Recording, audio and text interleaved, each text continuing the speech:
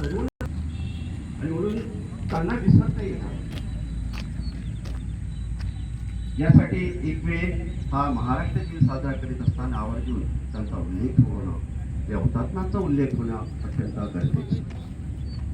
एकदा चळवळ संपली, त्यामध्ये अनेक लोक, मग ते स्वातंत्र्यासाठी लढणारे असू द्या की महाराष्ट्रासाठी लढणारे असू द्या, महाराष्ट्र प्रांतासाठी लढणारे असू द्या, एकदा तर काय यश संपादन केल्यानंतर यामध्ये जे संघर्ष करणारे जे योद्धे असतात त्यांना साधारणतः विसरलं जातं.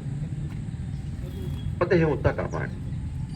कारण तरुण युवकांनी त्या काळामध्ये जेव्हा या चळवळीमध्ये सहभाग घेतला, त्यामुळं खऱ्या अर्थानं आपल्याला हा मराठी भाषिक प्रांत प्राप्त झाला.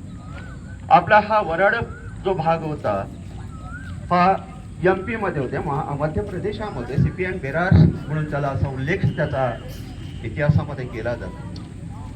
आज त्या चळवळीमध्ये भाषावर प्रांत